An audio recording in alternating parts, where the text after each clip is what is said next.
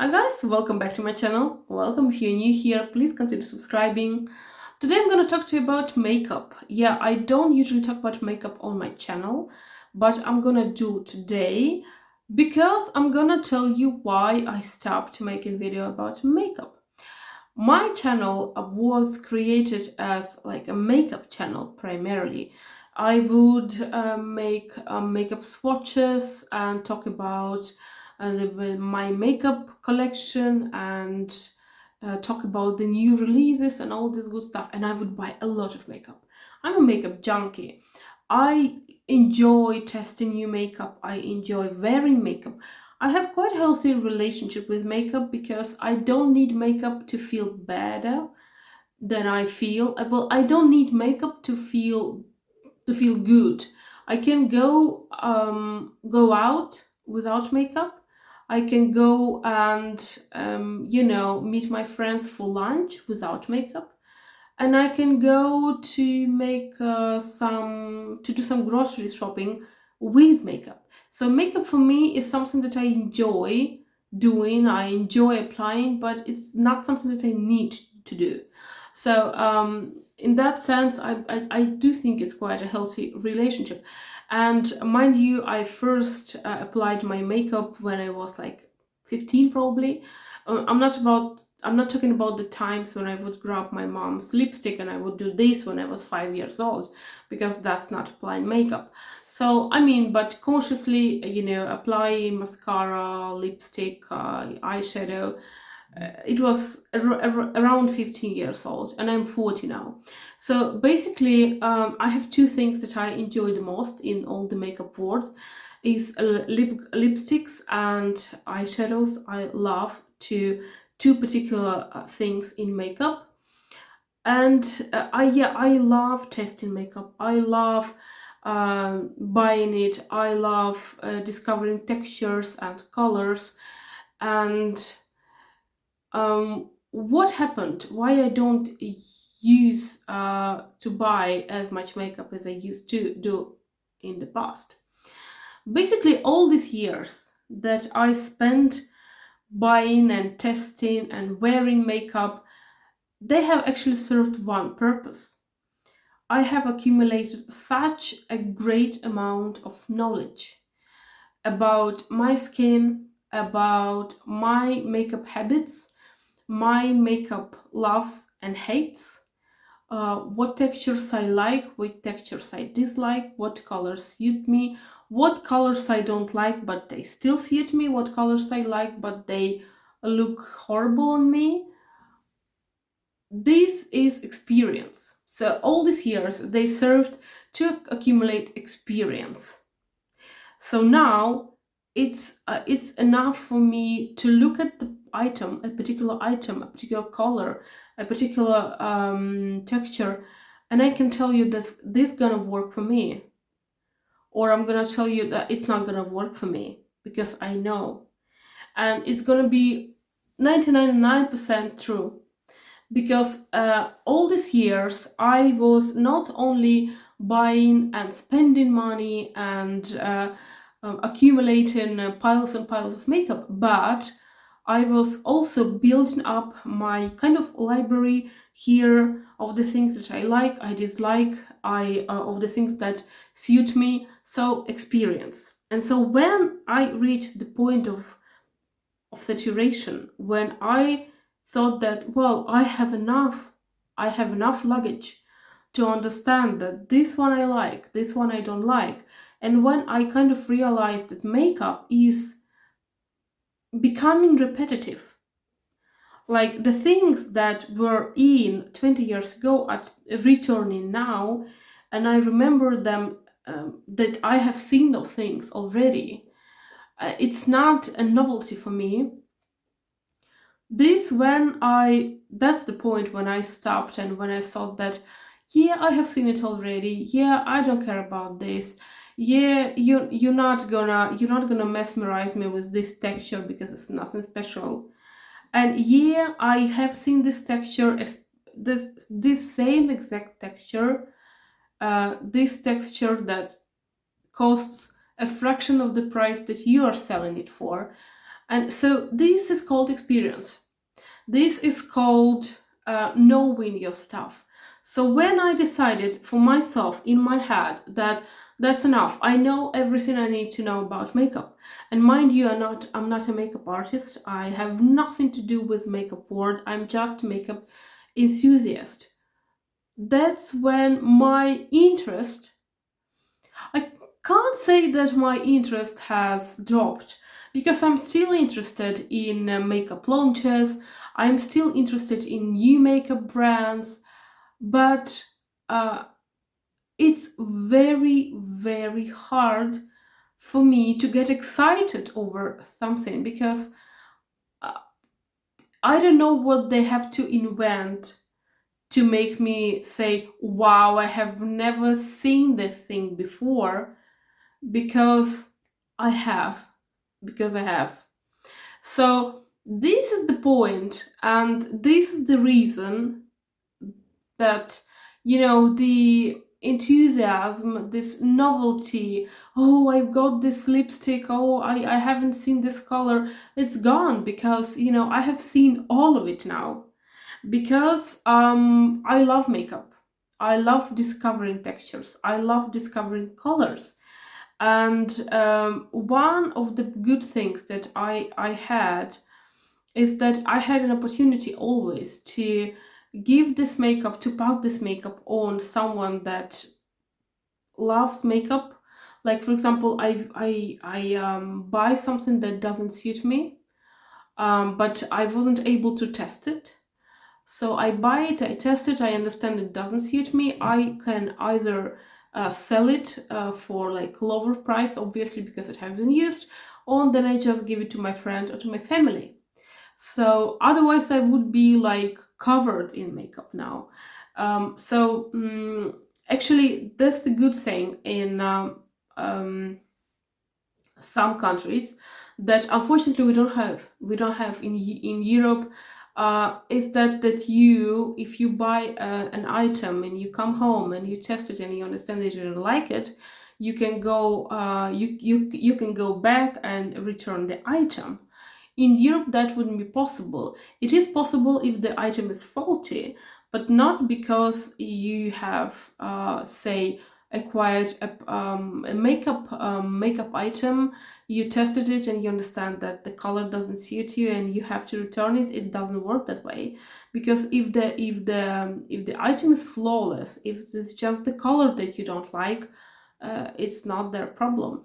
I have actually returned a couple of makeup items in my whole life, but because the items were faulty, but not because of something else, but because I had a broken nail polish bottle, and then I had a lipstick with a dent in it. So yeah, it was like the obvious flaws that I have discovered at home.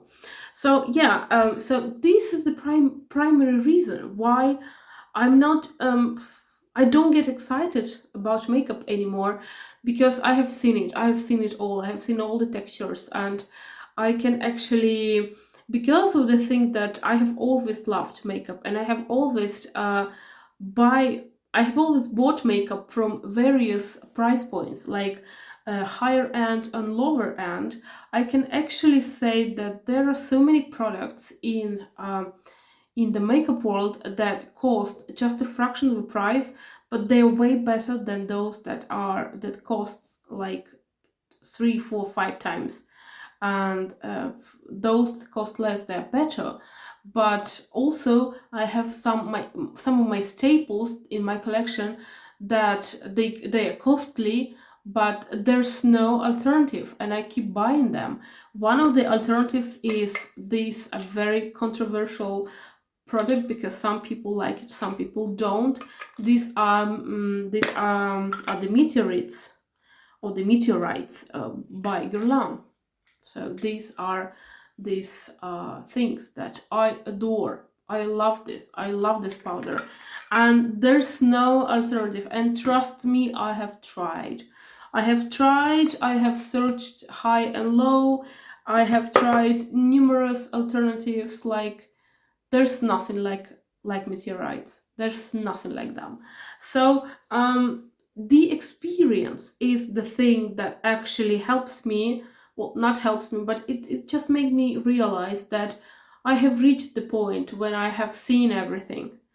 I have reached the point when I can understand what are the textures that I like and what I don't, the items that are absolutely necessary for me in my makeup, and those that are unnecessary and I was buying them, but they are not necessary. Like for instance, the MAC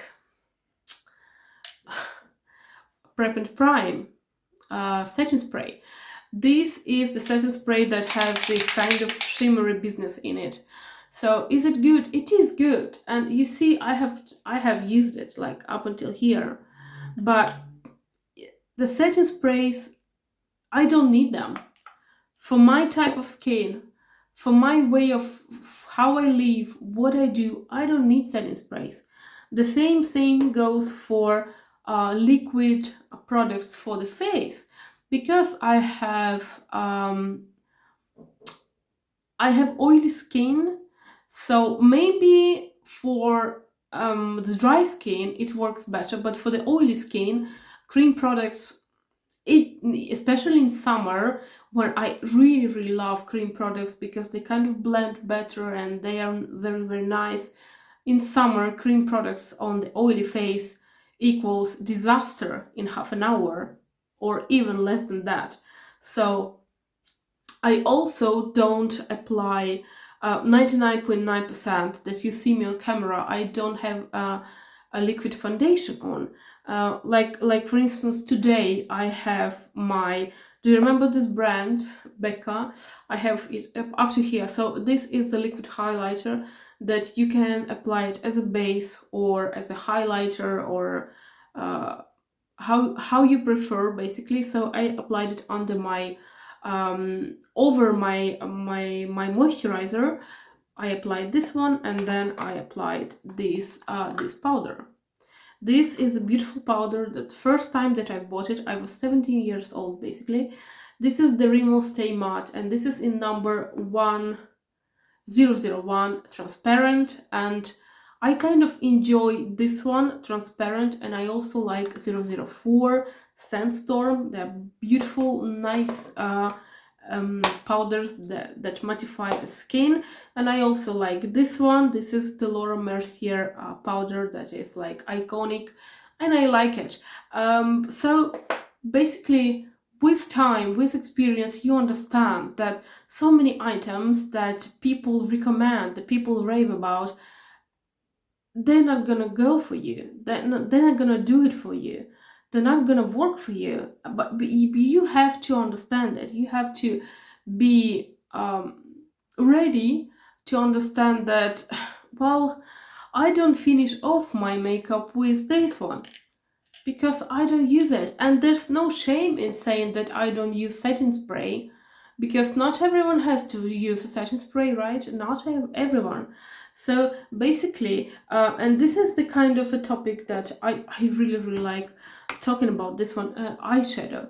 The eyeshadow that I have currently on my eyes is the eyeshadow by Natasha Denona, and let me just grab it. This is the eyeshadow by Natasha Denona. I like it one. I like this one. It's very very nice. It's very beautiful. It's in this. I put it in this palette. It didn't belong to this palette originally. The one that was in this palette, I have already used it up, and I just replaced it with another eyeshadow from the same brand. So this is the eyeshadow. Look at this. Look at this. This is a beautiful, beautiful thing, right? Amazing, beautiful. Look at this one. And this is the color, an eyeshadow, that I actually get so many compliments when I have it on. Look at this one. Look at this one. This is this one. What it is. Do you want to know what it is? This is Essence. This is Essence Melted Chrome Eyeshadow, and this eyeshadow I got it at I don't remember what, I got it in Germany. I got it in Germany, and it was on clearance, 89 euro cents. 89 euro cents. It's probably $1 or something like that. Yeah.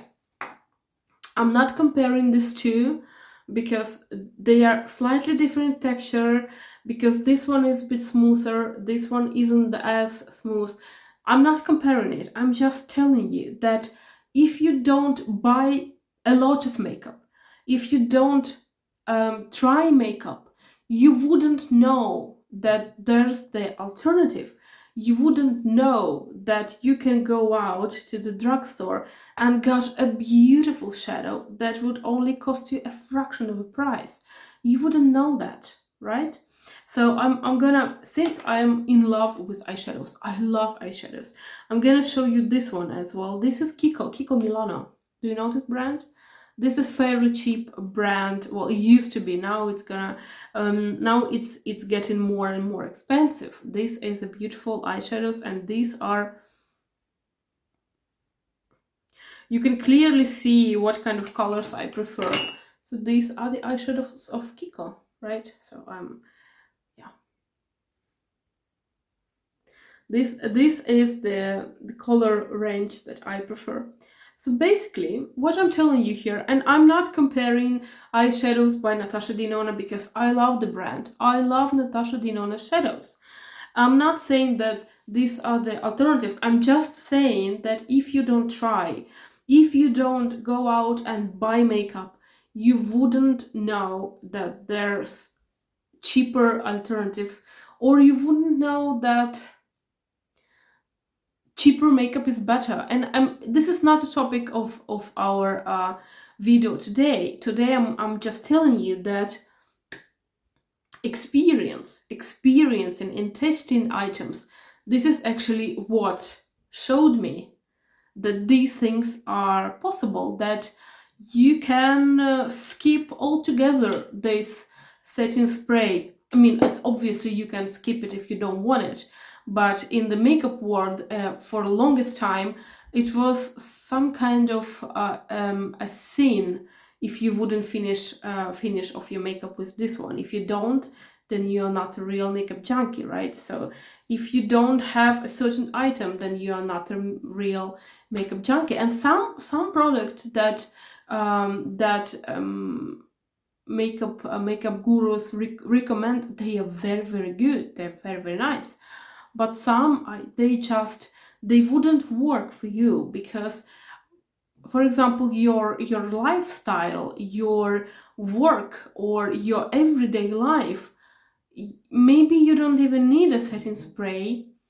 Maybe you don't need a highlighter that is like a liquid highlighter. Maybe you don't need a highlighter at all.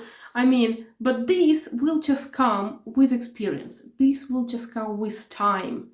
With time and with money that you spend on makeup, trying, like a trial and error thing. And this is the thing for me. For me, it was like that. It was like a revelation that, yeah, I have seen it all, I have tried it all. I have ordered makeup from abroad because, like, for instance, in Europe or in Finland, it wasn't possible to get this brand, so I have to order it from the States. I have tried, and my conclusion is that these are the products that work for me, and stay away from the product that don't. So that's what permitted me to kind of, I'm not saying that it set me free, but I don't feel myself as much of a makeup junkie as I was before. Like, before, I wouldn't miss a new product launch. I would go out, or I would go and order the item. Now I just don't, because I know that there's nothing that can impress me anymore. Yeah, I think I don't actually know how of a help or use this video will be for you, but it's just a video that I'm just gonna say that if you feel that you are in this constant pressure to buy makeup, then probably maybe it's not about buying makeup. Maybe there's this shopping addiction problem, and yeah, then you probably go out and seek for some help. I hope that it's not a big of an issue for you in the long run. But for me, I have never thought of myself as of a, you know, a person that spends money in vain, because it was always, and it is always, just a discovery game for me. So as soon as I have discovered exactly the things that work for me, that I like, I'm no longer in search of anything else. I'm happy as I am. Yeah. Yeah, just let me know, what do you think about this? Do you buy makeup? Do you like makeup? Let's chat about that. And I wish you a beautiful day, and I'll see you on Sunday. Bye.